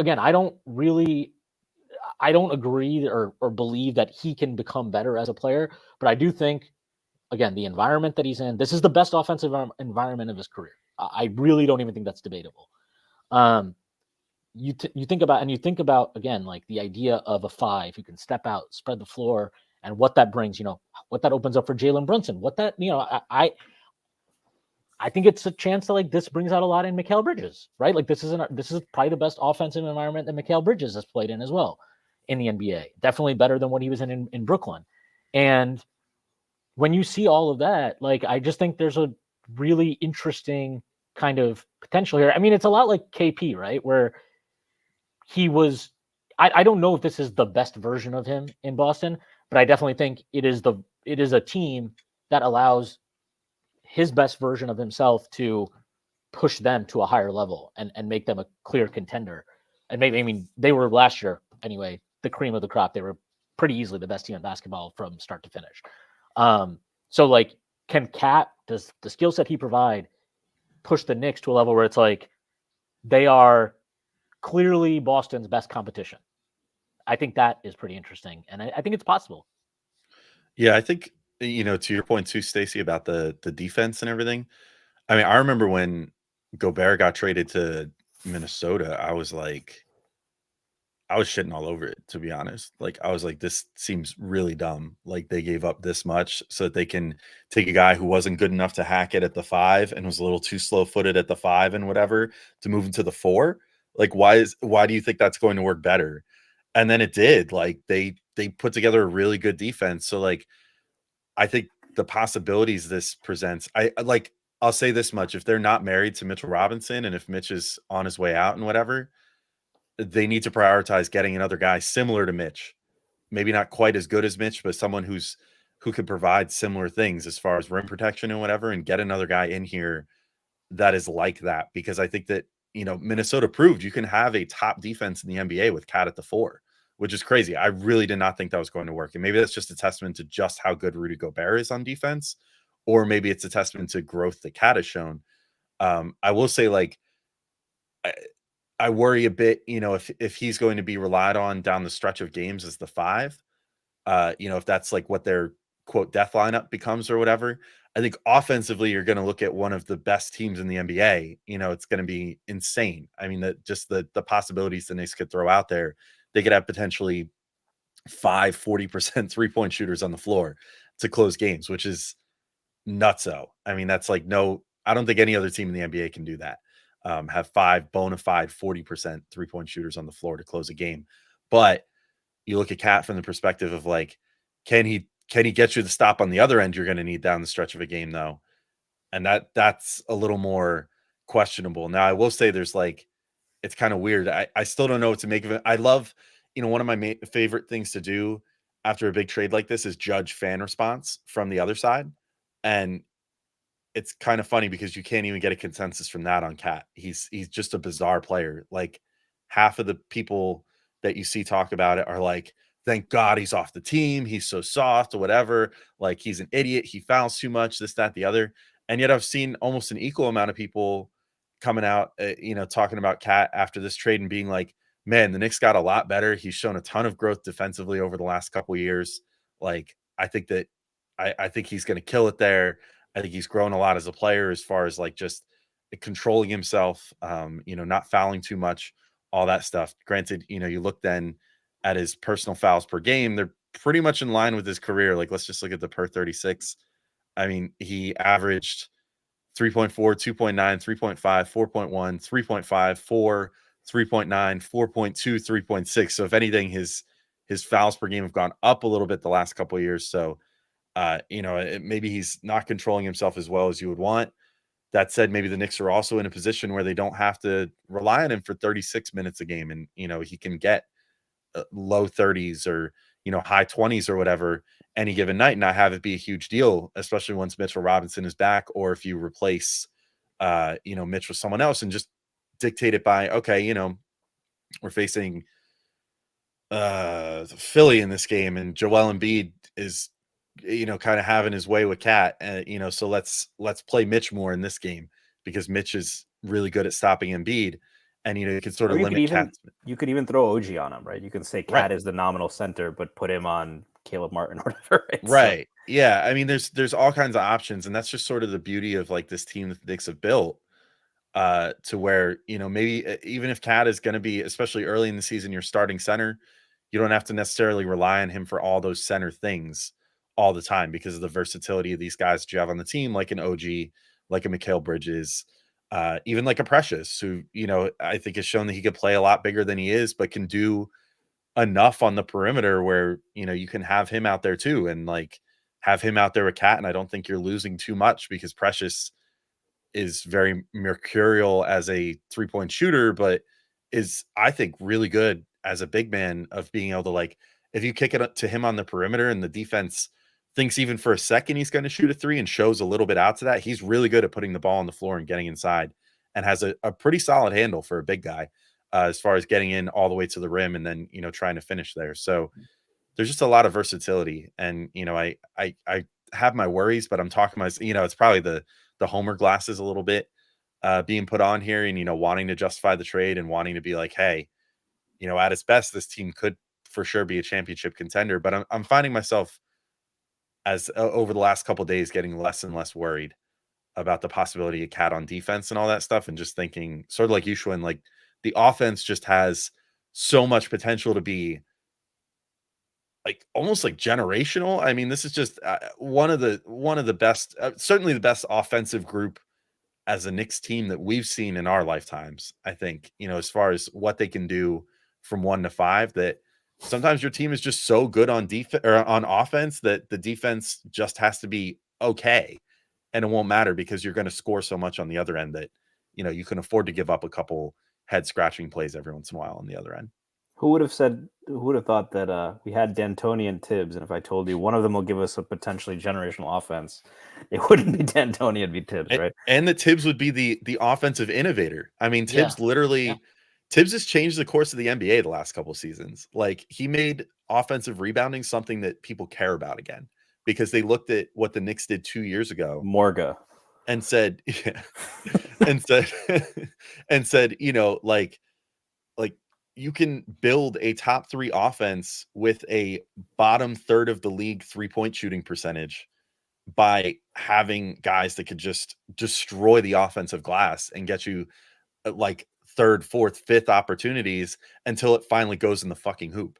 Like that, Tibbs just created this like beat you senseless offense that people weren't even thinking about, because for years everybody had been like, no, it's more valuable to just go get back on D and play defense, rather than go for that offensive board. And Tibbs was like, no, those are extra opportunities. Let's crash the offensive glass like it's the most important thing we have to do on this earth.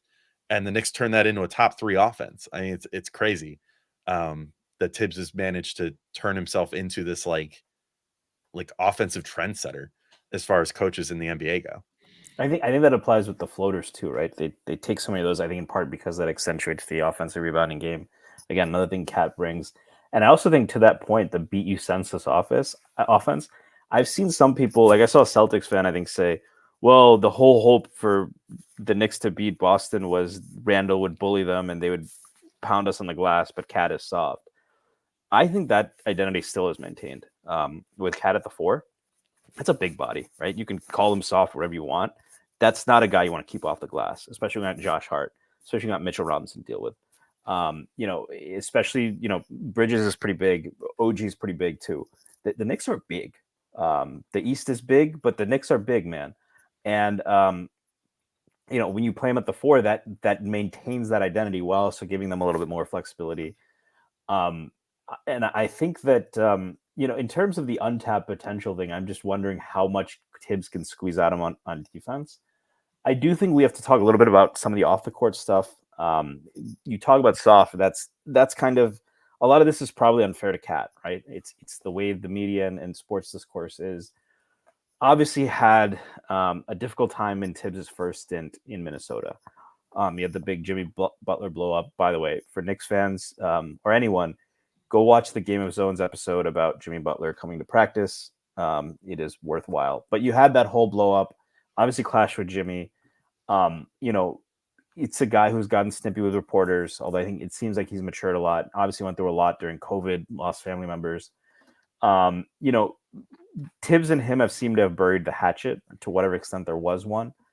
But between that and now being in, especially on a contender, one of the most scrutinized markets in the league, certainly, if not the most, it's probably us in LA. How do you guys, are there worries there, both in terms of can he really buy into this Tibbs system? You look at a guy like Josh Hart, who doesn't take a play off, who's, all of those things, 100 miles per hour. Cat doesn't necessarily have that reputation, doesn't have the reputation fairly or unfairly as the most physical player. So he's going to a team with that identity. How well does that mesh? And also, how well does a guy who has maybe not always had the best relationship with the media is going to fit in, again, this market? I mean, it's definitely a pressure cooker, and I guess we won't know until we start seeing, because there might be part of him that's just so happy to be back in his home area. A Jersey kid, grew up a Knicks fan, went to St. Joseph's Metuchen, like one of the powerhouses in this area. He's very familiar with the New York area. I think pretty clearly wanted to be drafted by the Knicks in 2015. And then, unfortunately the lottery balls went how they went. And, we know how history has unfolded since then. But I don't know. I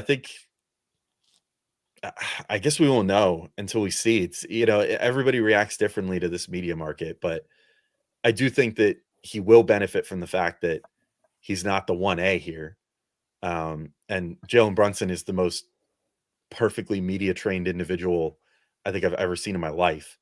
And he's the guy that the reporters he's the guy that will throw himself on the fire to, go out there and speak to the media if it's a tough game. And, it is lucky that they do have a choice to speak to the media or not. Like, I think the NBA policy is that X number of players after the game have to be available for the media to speak to. And they can very easily say, Cat doesn't want to talk to the media tonight. And, he can, whatever, Stephen Bondi or whoever can, be like, oh, we wanted to speak to him, but the Knicks guarded him from us. But that's his right. He's allowed to not speak to the media if he wants to. And as long as the Knicks present a couple of players, then they're good. So I think he'll benefit a lot from that. I mean, I think there's even a case to be made, he's probably the number 2 guy on this team. And especially he's certainly the number 1 paid guy by a wide delta. So that's going to play into things a little bit of what his perception is. But I think there's a real case to be made. Like, Mikal Bridges rounds out this big 3 that they have here. If you want to say that that's their core 3 guys that are going to be the ones that are under the most scrutiny or most attributed to how well or bad the team is doing. And Mikal Bridges is a pretty well-trained guy himself with speaking to the media and stuff. And so there's a lot of, I think much like with Julius too, who also had his moments with the media and whatever, I think there's a really good security blanket here of guys that are very well media trained and whatever. So I don't worry so much about the media market and all that stuff. I guess the only thing that I would worry about potentially is if Cat comes out and, especially the beginning of this season, if he comes out and he's playing like, say, Julius Randle did to start last season, which was just horrendous, and he's not getting cheered and not being well received by his hometown crowd for the first month or two, I do worry a little bit about how maybe that would affect his psyche. But I think he can weather that. It's certainly not like people were nice to him in Minnesota all the time either. I think that the fans there were pretty brutal to him. It seems like they had probably a more toxic relationship with him there than Knicks fans had with Randall here. So I don't know. I don't worry too much about it, but I will say I think the fan aspect of it worries me a bit more than the media aspect, because he'll be very well protected, and this is very clearly Jalen Brunson's team. And I don't think that he'll ever it won't even be the situation where there was like an awkward torch passing in Minnesota where it went from being Cat's team to being Ant's team, over the course of a couple years, and where he had to sort of adjust to that. I think that who he is here is very well defined, and what his role is, and how he will be perceived by the media and by the fans and everything, I think is pretty well defined in New York compared to what it was in Minnesota. And that should help him a decent amount, even though he's going from probably one of the least scrutinized, least cared about media markets in the NBA to the biggest, most pressure cookery, most, every reporter is looking for that gotcha quote every single interview kind of markets. I think he should be okay, hopefully. And we'll see. But I think we saw, even with Randall, the addition of Brunson and how well media trained he was and how well equipped he was to be the guy that just falls on the sword, takes the heat for the bad games, but is perfectly willing to put his teammates out there in front of the media for the good games. I think that'll be very beneficial for Cat in New York as far as dealing with the media and stuff. Yeah, I mean, I do worry, like, the first time, he misses a rotation or is shooting poorly or air balls a three and the crowd gets on him, how you react in the game. But I definitely also wanted to talk. He's played for this coach before, and it was challenging. Shwin, I think you probably watched more Minnesota than I did at that time. Why do you think this time could be different in terms of, the Tibbs Cat and deploying him? And I don't know how bad the relationship ever got on a personal level, but yeah, I'm curious, reasons for optimism for this time, that combination working out better. Well, one, the main thing I think is like Tibbs' offense is very different. Maybe not from like how he likes to attack in terms of it being a half court game, a lot of pick and rolls for your point guard, some post ups, isolations, all that type of stuff. But the spacing is better. His understanding and willingness to just be like, no, it is good to shoot a lot of threes, and you need to shoot a lot of threes. I think a lot of that stuff is different for Tibbs. That's probably the biggest one. The second, obviously, as Alex touched upon, Jalen Brunson, everything he brings to the table as far as being a leader. And then what I mentioned earlier about this just being a superior offensive cast around him. As far as like the personal relationship, I mean, they've openly like talked about I mean, it's been reported for a while. Tibbs has never said anything because he can't. But like, it's been reported for a while that Tibbs has no issues like coaching Karl-Anthony Towns at some point in the future if the Knicks were to acquire him. That's been out there for a while. Cat also went out of his way after one game, I think a couple of years ago, where they asked him about Tibbs or something, and he was like, "Yeah, look, like we talked about it. I think he said something. I mean, he said like obviously he did it in his own special, very corny Cat way, where he's like, I basically like forgave him, and we have nothing to like. There's no problem anymore. It's water under the bridge. All this type of shit. The idea of like Cat forgiving Tibbs, by the way, is genuinely hilarious.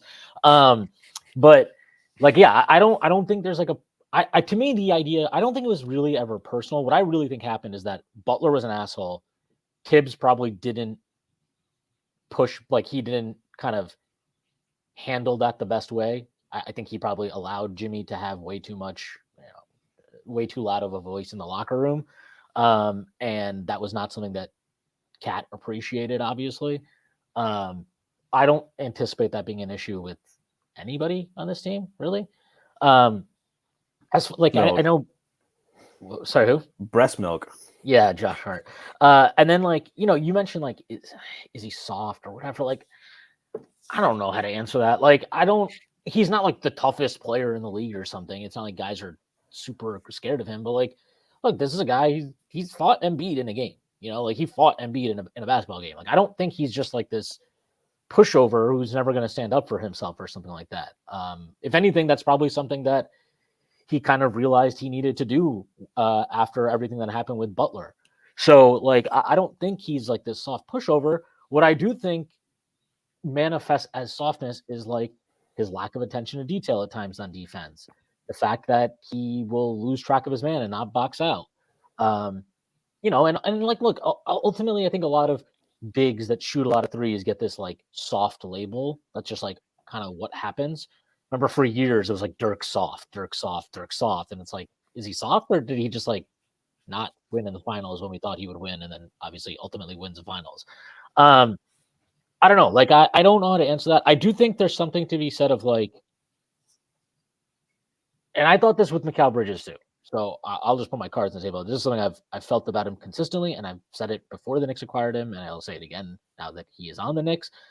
I think there is something to like the lack of get in your face physicality that the Knicks that like Exude. yeah, like I don't think it's there as much with this team as it was with last year's team, as far as like, Dante is kind of a physical guy and he mixes it up. And I think that Julius Randle mixes it up in a way that's very different than Cat. Like, we talked about it for years. Like, Julius Randle is one of the most physical dudes on an NBA floor, bar none. Like, I mean, you talk about guys that are just strong and make kind of inflict pain on their opponents. It's like, LeBron and Jokic and whatever, but like Randall is in that conversation, right? Like, he's a dude that when you play Julius Randle, I'm sure you know that you played Julius Randle the next day. And then like, that's a real thing. Hartenstein, I don't really think Hartenstein was like this physical like monster or something, but he was a tough guy. Like, he battled through, he played a shit ton of games. Put a lot of pressure on you in the glass, right? You have to. Yeah, really good offensive rebounder. Like, there's things that like this team is evolving right now in their identity. I think that's real. Like, this is not just like your try hard fucking gritty guys. Like, this is a team that is like very skilled. And is that a finesse team? Can they be out physical? I don't know. I mean, I think maybe they're more susceptible to that than they were last season or in past years with Tibbs, but I have a very tough time just assuming they're going to be like this soft pushover, because I think Josh Hart is tough. I think Jalen Brunson's a tough guy. But Robinson, when he's on the floor, is absolutely a tough guy. Precious Achua doesn't strike me as a soft guy. OG Anunoby does not strike me as a soft guy. Like, there's still plenty of toughness on this team. Deuce is a like that. Yeah, player. there's plenty of toughness on this team. Like, so if is there more softness to it, maybe because you took out Randall and Dante and now Cat and Mikal Bridges are in? Maybe. But like, I also just would say like some of the stuff about Cat, is he mentally tough enough? Look, the guy has brain farts on the floor. His decision making can be scatterbrained. There's no question about those things. I think questioning somebody's mental toughness as far as like, can he deal with pressure, and it's just a little bit much to me given some of the stuff that Cat has dealt with in his personal life. He's had a lot of shit going on in his personal life with his family, loss of life that is not easy for anybody to get over. And he's obviously fought through that to be on the floor for his team at various points. That says a lot to me about him. But I think what I will say is toughness, whatever you want to say about those things. I do think there is some level of athleticism and strength that this team now maybe doesn't have after having lost Dante and Randall. I don't think Cat is as athletic as Julius. He's pretty athletic, like especially for a big guy, but I don't think he's in the same kind of level. I don't think he's at the same level as somebody like Julius is when he's really, in his best condition. Now there's something to be said. Like, were we going to see a well-conditioned Julius Randle? Probably not to start the year, given that he's coming back from a shoulder injury and whatever. We saw last year, right? It took him time to kind of get his bearings and get going yet. It was like, what? I mean, the first 7 games of last year, he was fucking awful. It was brutal to watch him. But he got it going. So we'll see how that works out for Julius. The shoulder is very interesting to me because he uses that right shoulder all the time to kind of create space and separate from defenders for his little mid-range jumper. But, is that something that he's as comfortable doing? Does it take him time? We'll have to see. But yeah, I don't know. To answer the cat stuff and physicality and all this stuff, like I don't know. I don't really worry about can he handle New York. I don't. So, this is like a guy who's the number 1 pick overall. Like, I think he's had a lot of attention throughout his career. New York is different. We all accept that. He's also like Alex mentioned. He played at Kentucky too, which is a big. Yeah.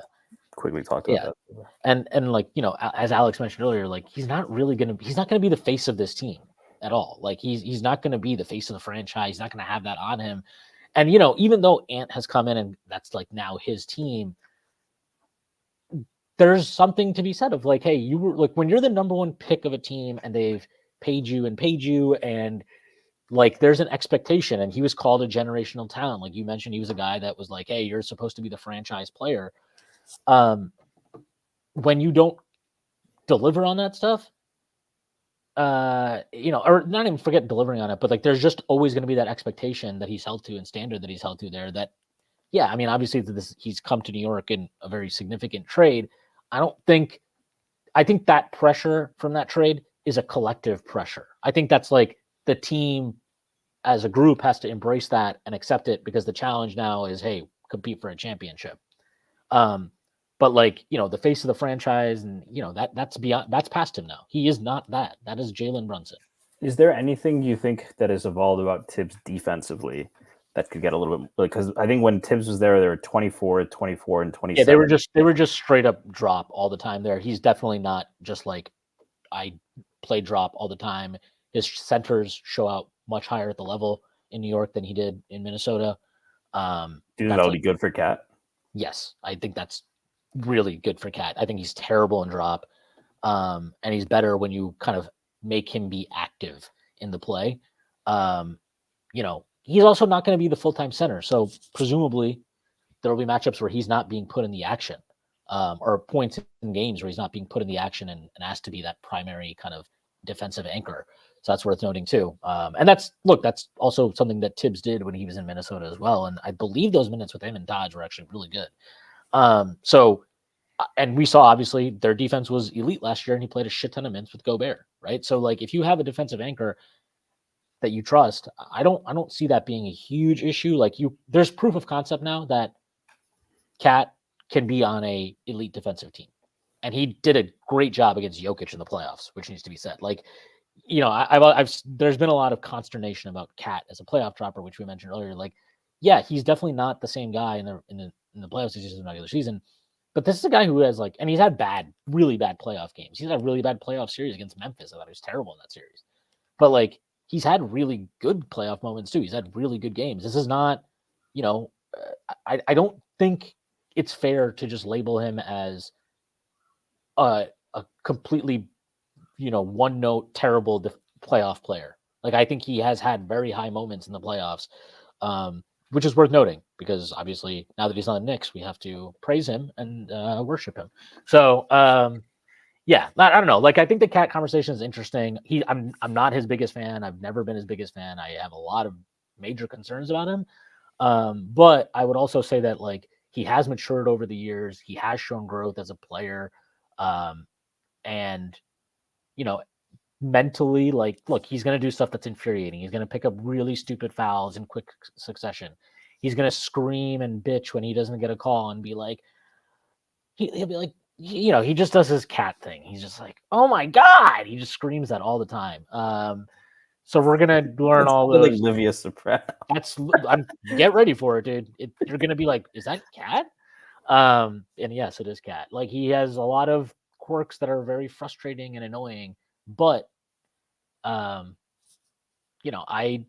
think like you're not it's very rare you get a perfect player. He's certainly not perfect. What you're hoping is that his flaws are ones that you can cover up and mitigate with the roster we have. And I think that's like again, like I said, I don't think it's a slam dunk, but I think it's a pretty reasonable bet. Yeah, I think I'm pretty much with you there too. I mean, I think all in all, I'm talking myself more into it. It's like you said, you gotta like the night of, I was like, like it's just like I don't quite know how to feel about this deal. More it's going on. It's just like I think the biggest thing here to me that I've run into over the last couple of days as I'm like processing the trade is like I kind of just have no reason to doubt this front office yet.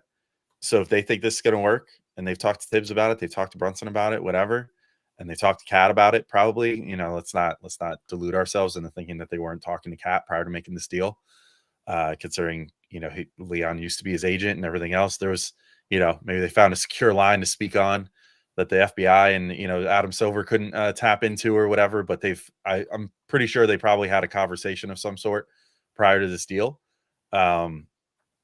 If they feel confident in this, I'm willing to let it play out. I think there's a decent chance it works, as long as health holds out, as long as Cat's, defensive gains of the last couple of years, or at least, his decision-making process and whatever has gotten better, then I think you're in pretty good shape there. Like you said, he did really good on Jokic in the playoffs, which leads you to believe he could probably do pretty well on Embiid as well. And he's also, punched Embiid in the face already, which is great. No, there was no higher selling point than being reminded of the fact that he once tackled Joel Embiid in the middle of an NBA basketball game, because fuck that guy. So yeah, I think if we're reaching towards the end of the show here, I think my main takeaway and my main hope for this whole thing is just that everything works the way it should, because if it does, the Knicks, I see the vision here. I see how it could work. I also see how it couldn't. And the first thing we'll need to see is just that everything works with everybody healthy and with everything how it should be. And then the second thing is that health point, which I don't know if we talked about as much maybe as we should have in this episode, but Cat has a dicey health history the last like 4 years. He needs to stay healthy this year. The Knicks need to do what they can to protect him in that regard, potentially pull him, later in games. Tibbs needs to get more comfortable with the idea of, especially if they get up really big.